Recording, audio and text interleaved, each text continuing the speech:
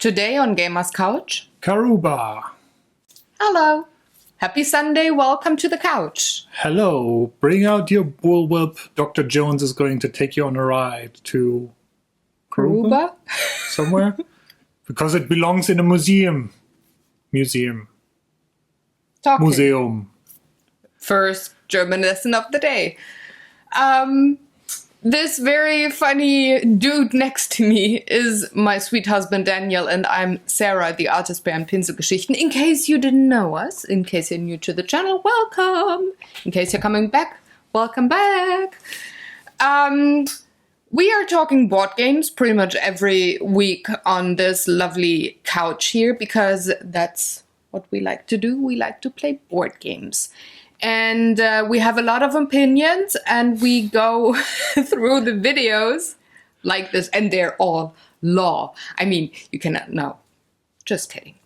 We go about it like this. He will tell you all about rules and gameplay of the specific game that we have on the couch today. Again, Karuba, Spiel des Jahres nominee. Then we talk about what we liked or not liked, and finish off with funny stories and experiences. Husband, do your job. I do mine. I drink coffee. I have a big cup of coffee and 1 shot of extra espresso. If this cover didn't give it away already, this is a game about adventuring, fighting your way through a jungle. Although, looking at this, actually, there's not that much jungle in here. It seems that deforestation has reached Karuba quite well.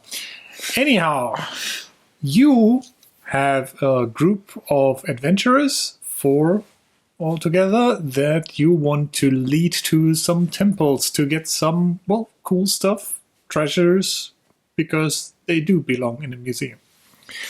So each player has one of these, I wanted to say kitchen cutting boards in front of them, because for some reason it reminds me of that. Although they have rounded edges, they're the same size as the ones that you usually get in stores around here. So this is Karuba, and well, you, as I said, have 4 different explorers that are represented by these little Dick Tracy meeples, or Indiana Jones meeples, whatever you want to call them,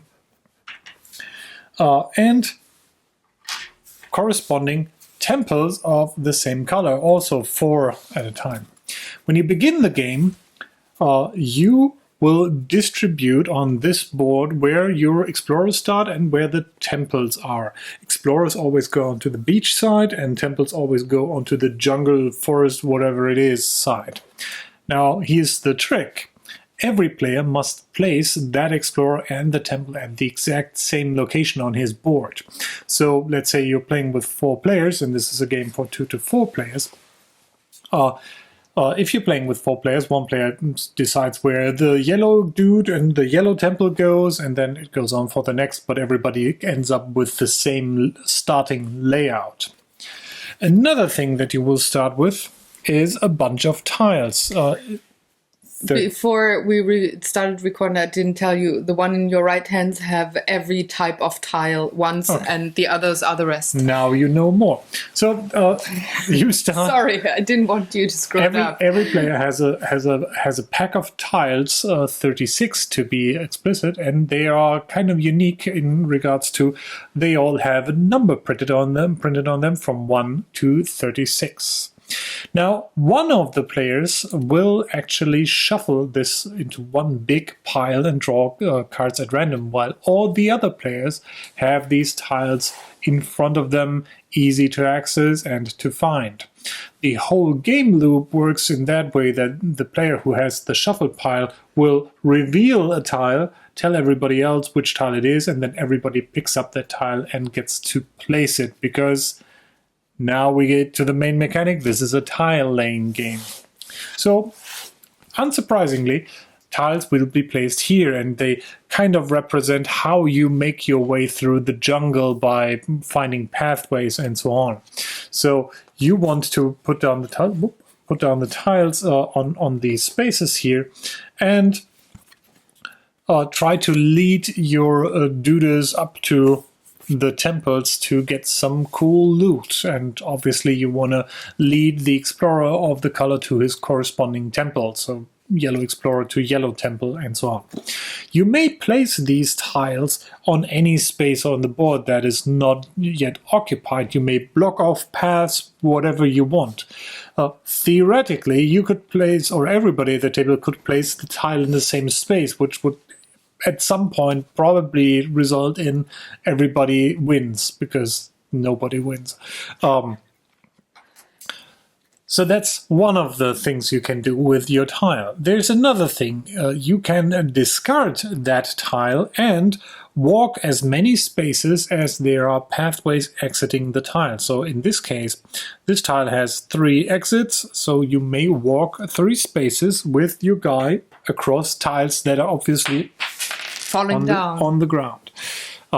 So you must have a path, obviously, to move your guys around, but that's how you move your explorer. So you either use those tiles to build a path, or you, whatever, move them around. There's one little thing to be aware of. You are not allowed to jump over your other dude. They cannot go through each other. For some reason, this is a very dense... They're very narrow paths. You cannot go jungle. past or over somebody. Yeah. Tiles that are available are generally... Well, there's like only 3 different pathway configurations in terms of how many there are. There's 3 paths, there's 2 paths, and 4 paths. And then obviously some variations. One little thing I forgot to mention, if you put that tile down, you have to put it down in exactly the way that it is kind of printed. You may not turn it around, so the number has to be readable on top. And then that's how the tile goes onto the board, which is, well, might be sometimes frustrating. Some of the tiles, like this one, has a little gold thing on it. Nugget, yes, that was the word I was looking for. I know. Or a little crystal, like so. Meth. No, sorry. Meth in the jungle. That's certainly a rumble in the jungle. I'm goofy and giddy today. So what you do then is take these resources here, I hope you can see them correctly, and just place them on your tile. If you stop with your explorer or any explorer on that tile, you get to pick up this thing, and there are worth victory points at the end of the game. Now, if you manage to get to one of those temples, you get to pick up the highest or the temple loot that is worth the most, and which are out depends a little bit on the number of players. So you play with, for example, 4 of these for the purple temple with 4 players, and when you arrive there, the first one gets the 5-point thing, and the next one gets the 4-point thing, and so on. If you just play with 2, for example, you would just play with the 3-point, I think it was, and the 5-point thing. So he who gets there first gets a 2-point advantage, and these are, well, all there are. There's no stack of these treasure piles for each player. They are kind of for all the players. The game ends if someone reached all of his 4 temples, or if there are no more tiles to draw, and then you go on to score, where you will count the number of victory points you have from treasures, count the amount of crystals you have, each is worth 1 point, and count the amount of nuggets you have, each one is worth 2 points.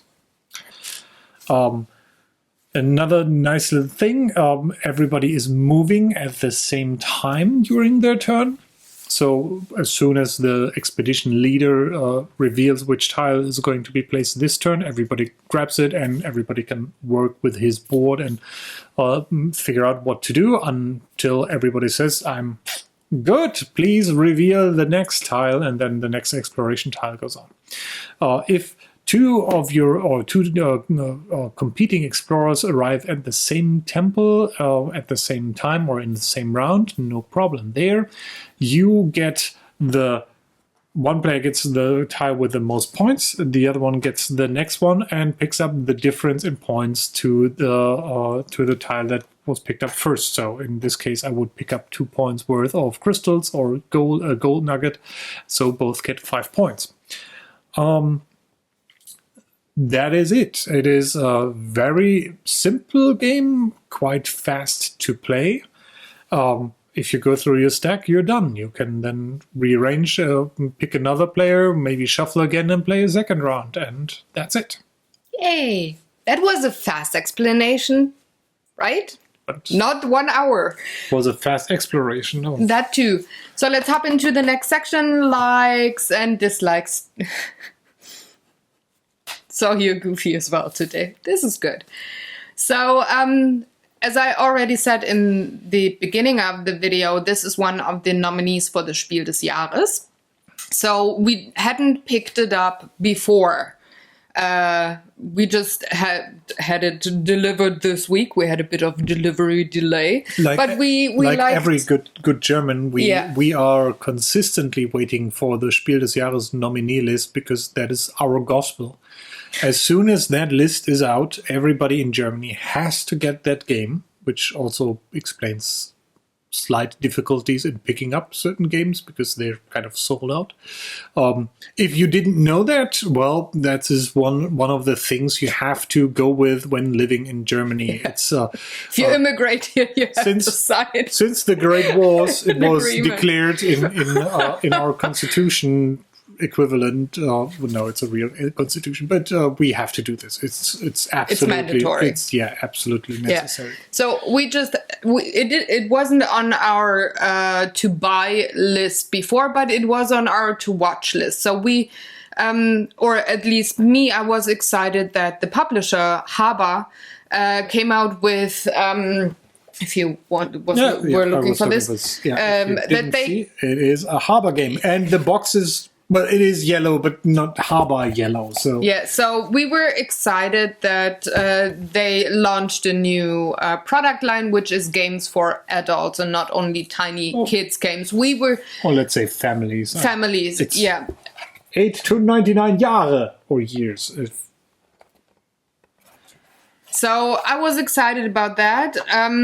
Which in turn, knowing the Haber Kids games and having gotten a couple of those for our niece and nephew, I was expecting a certain quality and art style. I was not surprised by the quality of the game and all the components because I'm used to, or I know that Haber has really, really good production.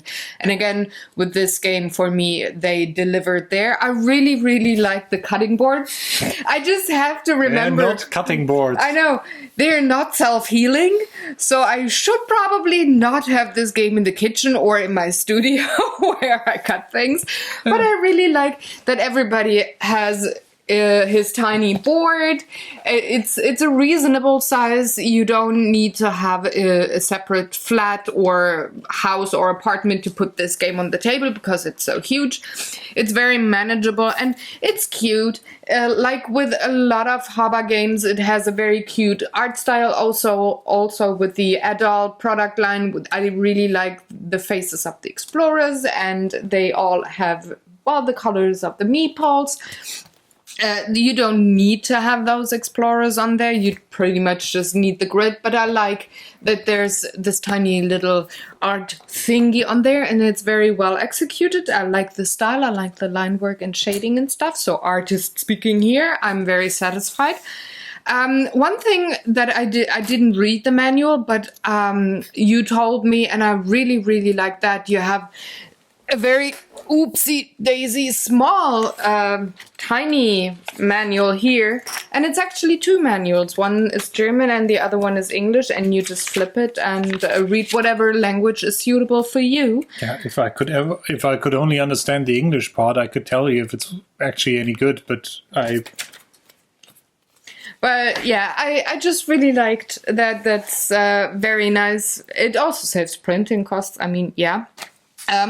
Coming to the gameplay experience, I liked how fast you could teach this game. I mean, the part of the rules and gameplay is pretty much everything and a bit more than he taught me when we started playing this game. So it was super fast last night that you taught me this game. We played in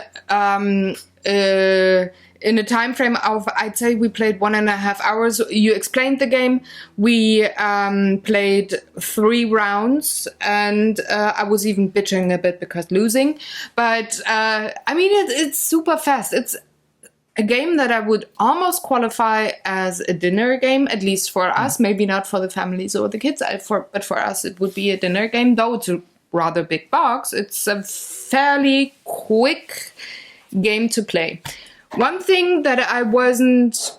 Let me check. What does the 40 box... minutes. Yeah. We were kind of surprised by that last night. But maybe with 4 players or younger players, you have probably... In case you were wondering, there's a little... that even has English in there.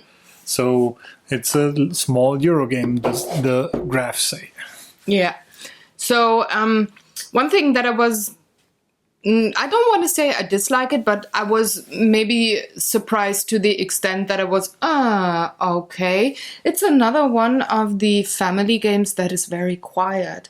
Mm-hmm. We talked about, what did we talk about where we said that? It was another... Nothing. It wasn't the opposite of code names. What do you mean? Do you mean Imhotep or? Imhotep, yeah, thank you. Brain.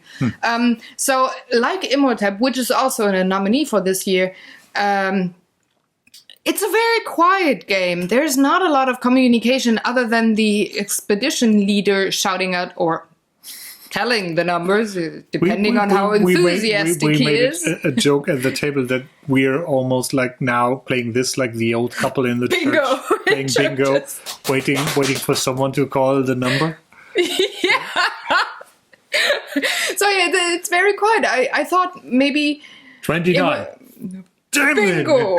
Yeah, I was almost waiting. Well, that's gameplay experience, but I was almost waiting for you to say bingo when you had the 4 dudes at the temples. Anyway, I was surprised because Codename's a very communication-heavy game in the top 3 of the nominees, but the other 2 are super silent, and I thought maybe Imhotep was the odd one out before we played Karuba, and no, same. It's very much the same feeling there. Imhotep has, compared to this, still more interaction between players since you're taking away the ship positions or the actions. This is very solitary, right? Yeah, this is everybody is doing his thing, and at the end, it's the entire game is about how are your chances that you get to.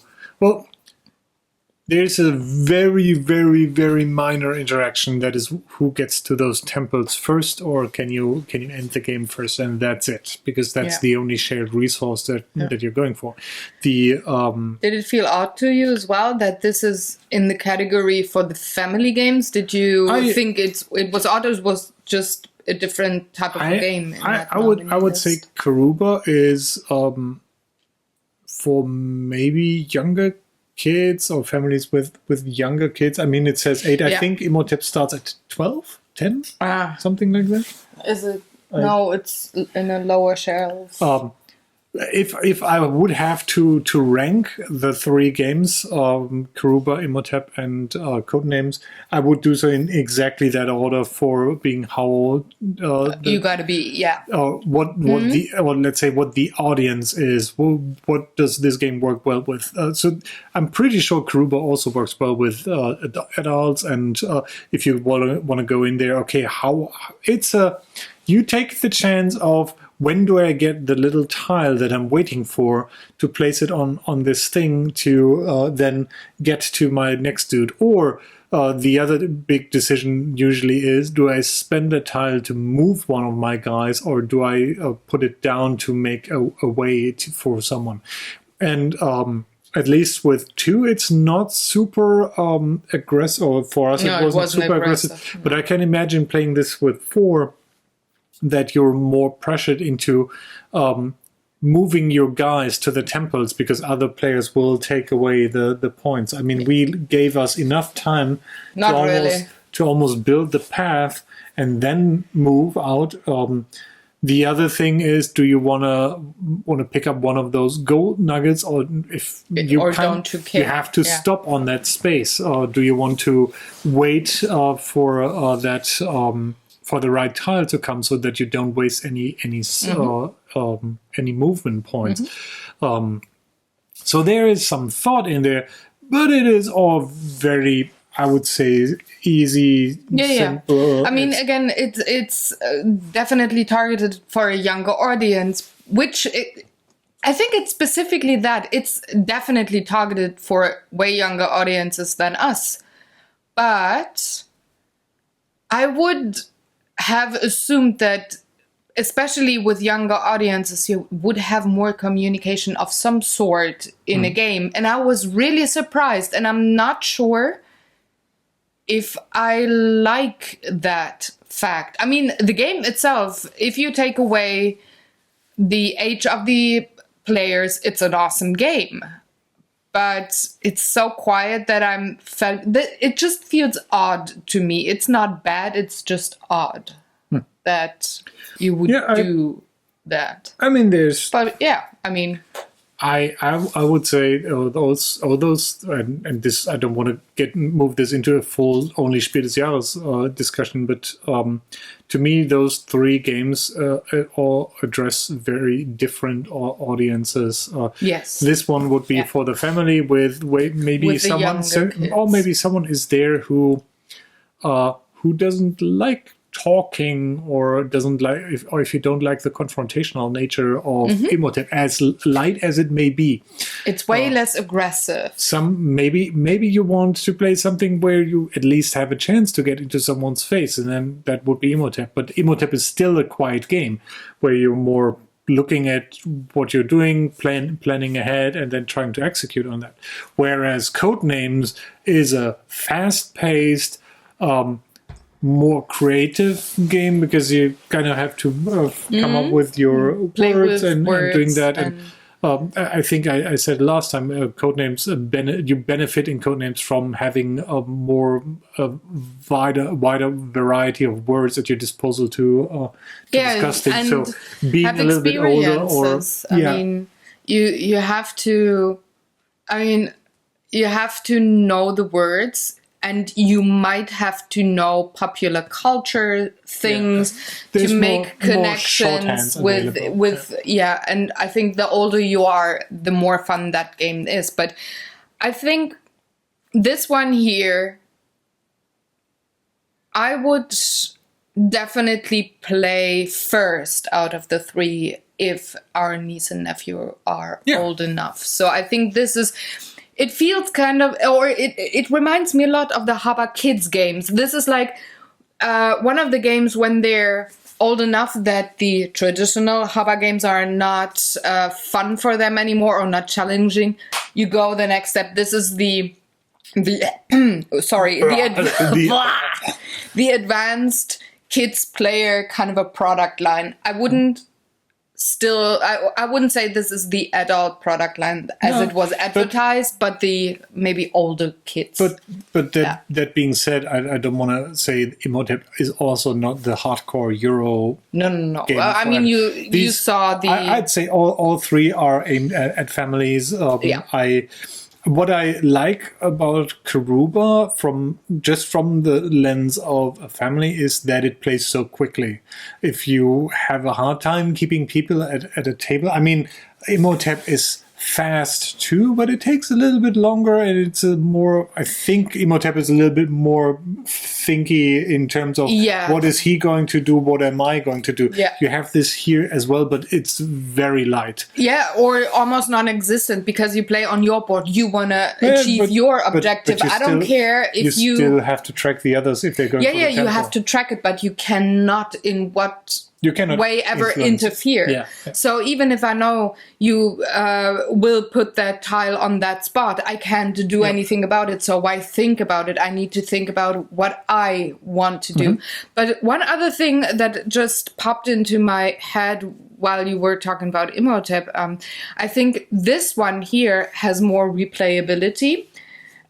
Or more, it may feel a bit more different the more games you have, because you have the temples at different spots, you have different tracks. The way you play, rotate through the tiles, it's probably always different, because the expedition leader shuffles the tiles, which with the market cards and stuff, you get to know all the cards at one point, which might tempt you to go down one specific strategy road. If there is one that is better than the other, yes. Yeah. But then again, you have the randomization of what chips are coming out and which configuration. But I would have a hard time comparing this to that, not really. because to me that if Karuba has to do it, otherwise it would just be plain boring, because you would bring up the same tiles. Do that. Anyway, shall we rate? Yeah, let's rate. I just want to say the manual was really straightforward. I mean, that said, it's a really straightforward game. You just have 2 actions each turn. A thing that I do like about this too, and that might play into from a family perspective or teaching this game, is the nature of starting out the same with all the players. You set up the boards the same way, you have your tiles in front of you, and everybody's playing the same tile. That makes it incredibly easy to teach this game. Because not only are you all have the same kind of thing to do, you also draw the same thing that you're working with this turn. So even if someone has a question, you could say, no, you can put it down this way, or you can just pay attention. It's really easy to teach this. Yeah. Again, like I said, we will very likely bring that out once Emma and Anton are old enough. It's a really good game for that. I would have loved to have that as a game when I was a kid back then. So yeah, let's rate. 1, 2, shake the arm fat. Oh, I haven't yet. So, why again? Now it's done. No, I was making a joke. I had 1, 2. I didn't say 3, and I was shake the arm fat because we were shaking. Anyway, it's an awesome game. Yeah, Though, again, I'm just hot. I'm a bit. I just feel it's odd because it's in the category. I was almost doing this. I have to confess, I'm fine with tile laying games, but they're not really the thing that I really like. And that's why I have to. Carcassonne is okay, but it's not something I was like, wow, this is amazing, I have to play this every time. That being said, I really like this game for what it is. I don't think that this will get out super often at our house, but it is a game that would have a very specific function in our library. What I meant with if you're playing with someone who doesn't like confrontation, or doesn't want to play a very long game, but still something that's a little bit easier and has more to work with, and is also a tile-laying game. So this is kind of let's hop into the funny stories and experiences, and we can keep on talking. Actually, I would bring that one out if we either have a new player or a very young player, or so maybe a new player. Yeah, or a new player. Like a newborn player. That too. Or someone who, let's say English is not their native language, it's ours neither, and maybe we do have a bit of a communication kind of a, well, not problem, but like obstacles. You translate through 40 languages. So Germans. That too, with a certain accent. No, you said people who come here who are native English speakers, so Germans. Let's say we would meet somebody from, I don't know where. No. I hate him sometimes. He's always he makes me look stupid. But no, like Somebody,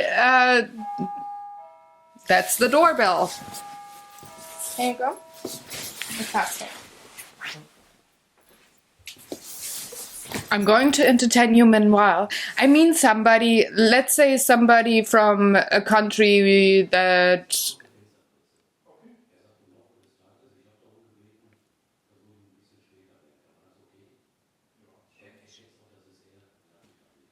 That's our landlord.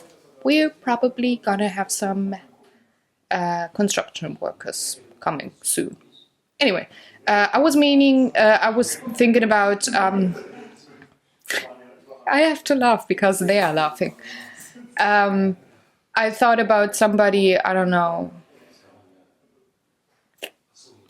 from any other part of the world where English is maybe not taught as the second language, and we might have some communication obstacles, not problems, understanding English well enough, but not to the point where it's native language or you speak fluently, and then you want to teach somebody a game or play with them.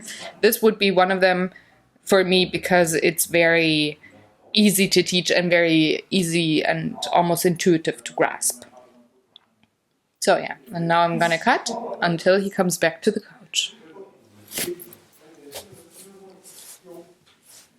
Well, he's already coming back to the couch, so I don't have to cut.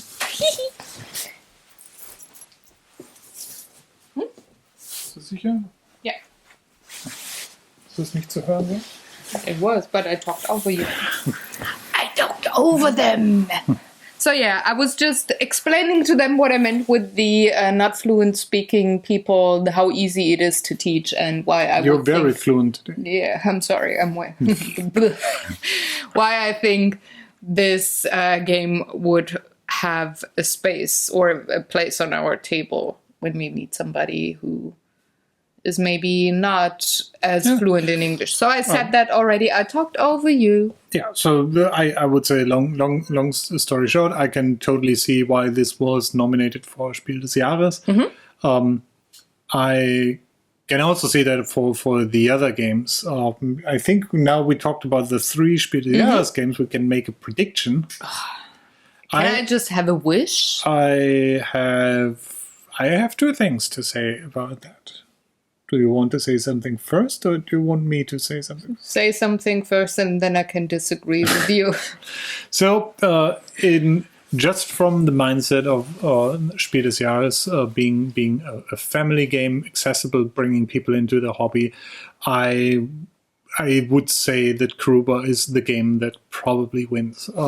That does that. Imhotep does that too, but it's a little bit more involved. And if you're not only keeping the family game in mind, but also getting people into the hobby easily, I think Karuba is a better start there. And maybe someone disagrees, but Imhotep would work as well, unless there wasn't Karuba also in the running. Exactly. So yeah, I'm agreeing with you there. If there would be another game.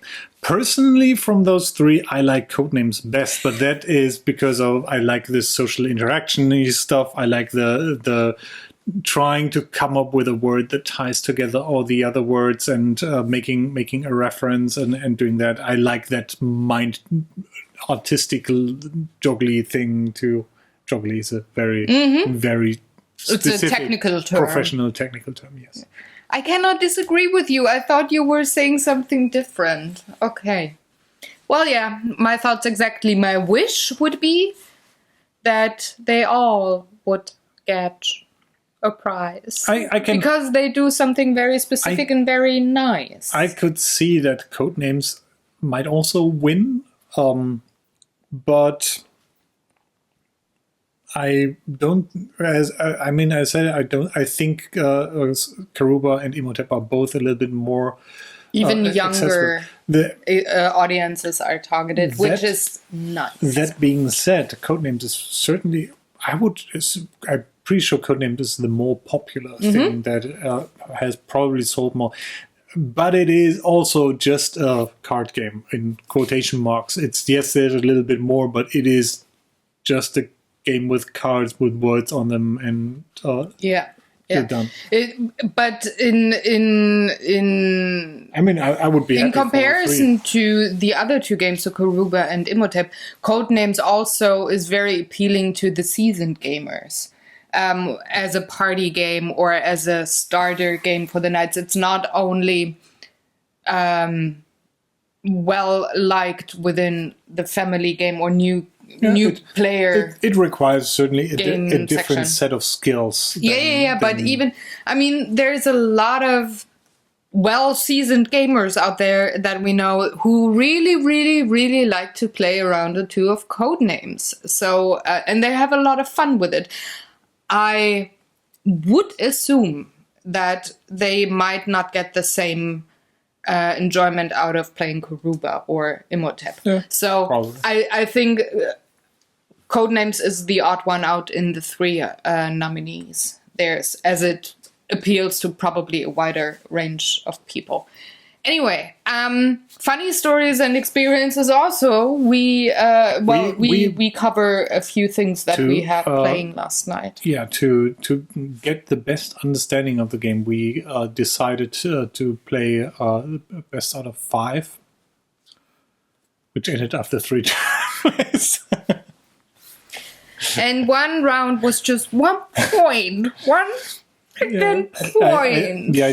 I think twice you managed to kind of cut yourself off with a... it's always when you play the expedition leader, I'm really bad. Unfortunately... If I'm the expedition leader, I play way better. I don't know why that is. It's weird. I have to say... There's actually no difference. Every time I led the expedition, I always had to look at her tiles to see what was still in the stack, because you forget. Funny enough... 36 tiles, I don't remember any of them. Still don't do any of them. I couldn't even tell you one number where I know which tile it is. The number 10 has a curve. Because I was waiting for the tile for so long. But funny enough, I was way better when I was the expedition leader. And there is no difference. You cannot predict which tile comes up. And I don't know why that is. Maybe I just got a brain fart there last night, but it was just 1 point that I lost, and once I managed to the first game I managed to cut one of my explorers off. He could run in circles, but nothing else. I really like tile laying games, and I think the first game I was just tempted to have a nice pattern, like a maze on my board, not caring too much about how I get my dudes to the temples, like way too late in the game. It's like, but this looks way nicer. Something like this is just... For me, and I think I got lucky on hitting that consistently in the games. It was more when do I shift from building to moving to get some of the crystals? Do I want to have those 2 extra points? And usually we ended up our games with, we weren't super far apart in terms of points. 4 but points. then I still had without counting the crystals and the gold nuggets. And no, without crystals and gold nuggets, we were equal. Mm-hmm. Most of the times you just had the crystals. And just my crystals and gold nuggets. Yeah, you had yours counted already. Sorry, innuendo. So, I was not amused. Really? I thought at least, I was amused by my own stupidity. No, don't flip the cutting board. I was amused by my own stupidity, and I still really liked just laying out the tiles and this. Don't even, I'm stupid. Maybe it plays differently with 4 players, and I'm not feeling bad because I might get one of the treasures, even just the lowest numbered treasure, but I might get that treasure. You wouldn't find out in this video, because if we're playing this with more than 2, it's tomorrow. But then again, nothing changes in the game except for you have to now watch 1 or 2 more guys or girls if they want to go for the temple and preempt that by moving your guys. I can see that makes a difference if you really have like a favorite color that you want to go for. Yellow. But I mean the analytical guy in me, I was looking at this. Okay, which explorer is closest to his temple, and this is the first one I want to get out. At the risk that maybe the last one won't make it to the temple, but if mine is not making it to the temple at all, chances are he doesn't do it for you as well. That might change if you're playing with more players, where someone is going for yellow, someone's going for brown, although that might be suboptimal because you kind of wanna get those out who have to move the least, because those are... Which also makes it interesting, or at least for me in the second and third game, when it's time to choose where the explorers go and where the temples go, it's like, okay, you put yours there. Where do I say the temple goes? How can I utilize the path that you laid down from your, where your explorer and your temple is? How can I utilize, like, at least half of that path and to get the other dude to my temple? I get that. So I was thinking about that a lot when we were placing the temples and the explorers. I got that right. I think the last game we played, we had a setup where the temples were pretty close up here. And yeah, they were all next to each other. Where I think 3 were down here and 1 was on the side. No, 2 here, 2 here. And I really managed to all go through one cross in the center and then going up, which is like the maximum, optimum, super duper setup. The only thing that can then cause a problem to you is if you're standing in your own way, because you cannot move an explorer through another explorer, which does in fact make a difference there, because otherwise you would always go for short and go. But sometimes you are overconfident and send out an explorer to his temple, although you're still missing the last piece, and you think, well, there's 8 spaces until he gets to a point where I need that piece. I can move him, and then I can also start moving the other guy because the tile I didn't have, and then you might... It could happen. He was saying at one point, hallelujah, when I was the expedition leader and I revealed a certain piece. So, yeah, I guess you were... waiting for Godot, or the Godot piece. For at least 5 rounds, yes. I'd say. Otherwise, you wouldn't have said hallelujah. But it was very enjoyable yesterday to play that game. Finding things in the jungle. A thing you can find next Wednesday in the jungle, that is the YouTube, is... Draw for Initiative podcast. We have another episode. Do you remember what has been talked about in that episode? I do. Yeah? Art. Not board games? Art. Art in board games, so board game art. Or the art. All the arts in the board games. Yeah, yes. 9 a.m. CET. You can check out the new Draw for Initiative. But next week, I'm also back with regular videos. Monday, Tuesday, Wednesday, Thursday, Friday, Saturday, Sunday. So I'm back from workation. And all the videos are going to be up. Well, they are already. They're scheduled. Because I'm working ahead. If you haven't done so far, subscribe to the channel. If you're really patient with our long videos, good on you. Some of them are short during the week. Yeah.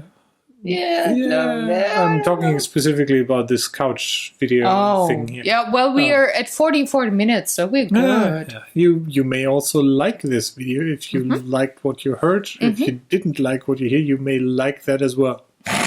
Or you may dislike. And share it. Sharing is caring. Yes. And next week, join us again on the couch for the, last missing game. We haven't talked about that. Is also on a nominee list for the Kennerspiel this time. So we talked about Time Stories already. We talked about Pandemic Legacy just recently. So now you may guess what is in the video next week. Can you please say it in the Sean Connery accent, please? I'm not good with the Sean Connery accent.